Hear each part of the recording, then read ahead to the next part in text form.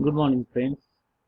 In today's lecture, we are discussing about thermal energy based non-conventional processes in which we have to study laser beam machining process, plasma arc machining process, electron beam machining process, and last, ion beam machining process.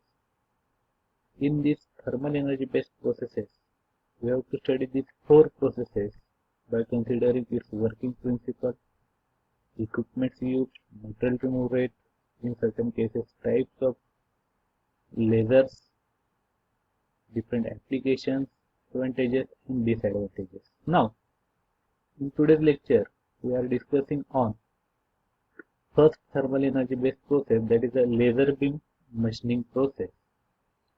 In this process, as we see in this figure, this will be the working diagram of a laser beam machining process. In laser beam machining process is a non-traditional subtractive manufacturing process in which laser is used to remove the material from the workpiece. This process uses thermal energy to remove the material from metallic as well as non-metallic surfaces. The laser is focused onto the surface to be worked and thermal energy of laser is transferred to the surface, which will heating, melting or vaporizing the material. This laser beam machining is best suited for the brittle material, those are having low conductivity, but it can be used on almost material. If you have seen this block diagram, this will be the power supply. This one is a flash lamp. Power supply is connected to this flash lamp, and this flash lamp is wound around this laser crystal, this red color laser crystal. And flashing is to be carried out by using the flash lamp. And this centrally laser crystal, it may be a ruby crystal. It is having a two end. This one is a reflecting end, this one will be the partially reflecting. From these two ends, the lasers are to be generated, and these lasers are concentrated by using this lens, and that concentrated laser, it will be impinging on the workpiece from which material is to be. This diagram shows the actual picture of a laser beam cutting operation. Okay. Now, we have to consider different kinds of the lasers by considering their applications. This row it will show the different kinds of the lasers, and this row it will show the applications. Means in cutting, drilling, marking, surface treatment, welding, all these are the different manufacturing processes. In cutting, drilling, marking, we may use metal, plastic, ceramics. For a particular material, there are particular type of the lasers. If we have taken an example of for the cutting process of the metals, we require these lasers.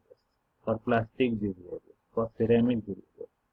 Likewise, these are the various applications of a laser beam machining, and these are the different types of the lasers.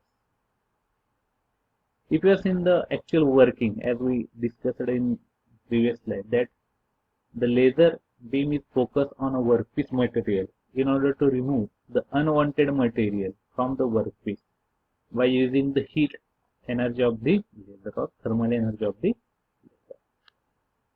In the laser beam machining, the metal is removed and it will be depend on a wavelength that was used in the laser machine. This is the diagram. This will be the flash lamp. This will be the laser crystal. This will be partially end. This will be 100% reflecting end. This flash lamp, it will impinging the light on laser crystal. It will generate the laser rays. These laser light beams, those are having certain wavelength, right? And that wavelengths are responsible for the material remove rate of the laser beam machine. Okay, and this will be the lens that will concentrating all these lasers at a one send one point, and this distance is called as a focal length, and this will be the focus point, where these all rays are impinging, hitting this part, and the material, unwanted material from this workpiece surface is removed by the action of bunch of a laser beam. Are you understood? This will be the diagram. Now, which kind of the materials can be machined by using the laser beam machine?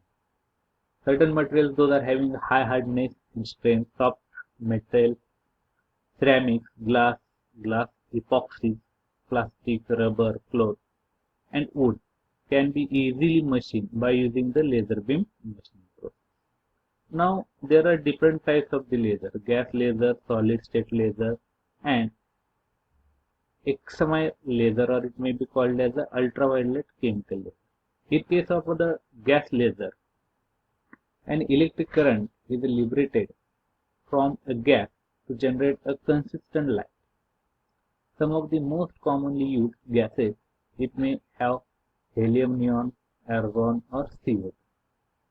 Basically, this gas acts as a pumping medium to ensure that the necessary population inversion is to be attended. That will be the laser gas. This gas will be act as a laser. Solid state laser. In solid state laser, they are designed by doping the rear element into the various host material. As like in a gas laser, solid state laser are pumped optically by flash lamps or arc lamps. Ruby is the one of the most frequently used host material in the solid state laser. A ruby laser is the type of the solid state laser whose laser medium is a synthetic ruby crystal. These ruby lasers generate deep red light pulses of millisecond pulse length and wavelength of about 694.3 nanometers. The next type, that is a excimer laser. The state is different. The excimer laser are the different than solid and laser states. The devices which will uses a combination of a reactive and inert gas to produce a beam. This machine or this type of the laser is also known as ultraviolet chemical laser.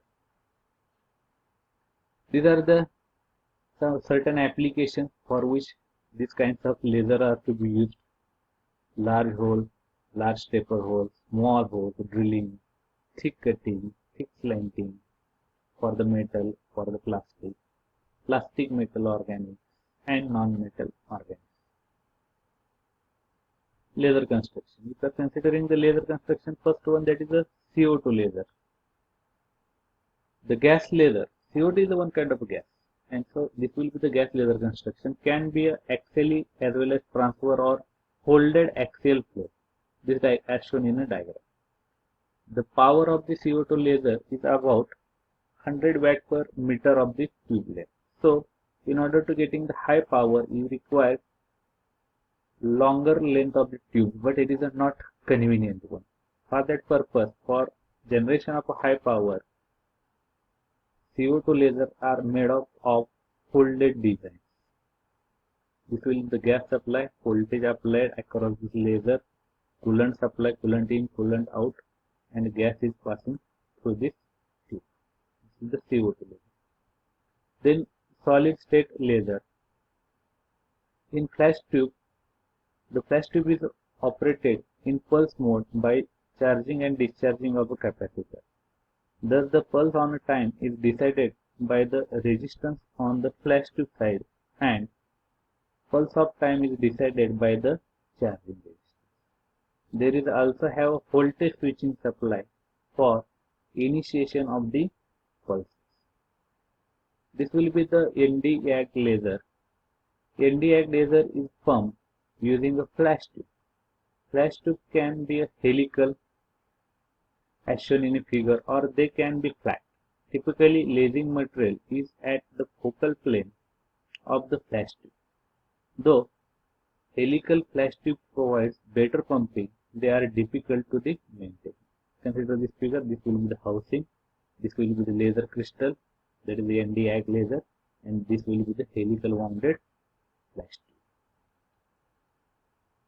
The cutting depth of the laser, it will be calculated by this formula T proportional to P by Vd.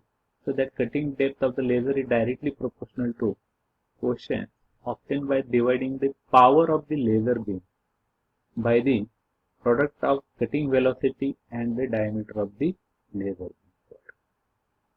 The depth of the cut, that is the T, is also influenced by the material properties. The material reflectivity, density, specific heat, melting point, those are all contribute to the laser ability to cut the material. This slide, it will be shows the process of the laser beam machining, in which negatively charged electrons are rotated around the positively charged nucleus in a specific orbital path. Based on a variety of parameters like atoms, electrons, the presence of electromagnetic field, the radii and the geometry of the orbital path are to be changed. At the zero level condition, the atom is considered at the ground.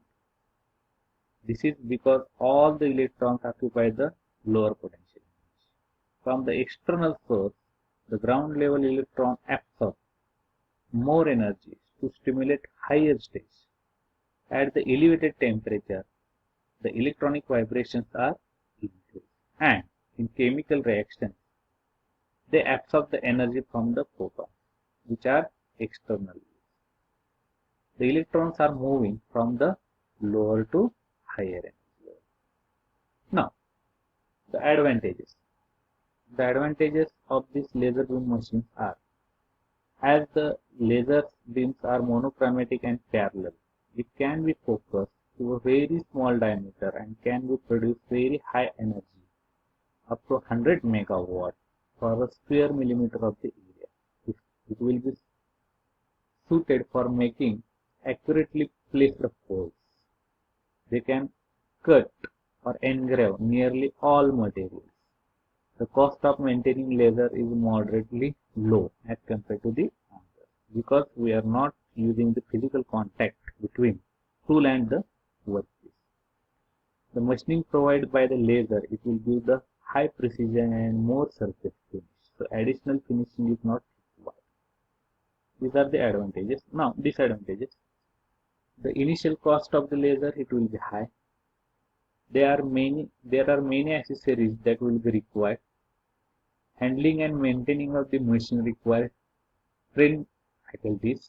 Operating of the laser, it will require the experts. Laser beams are not designed to produce mass metal processing. It will be not applicable for mass production. Laser beam machining consumes a lot of energy.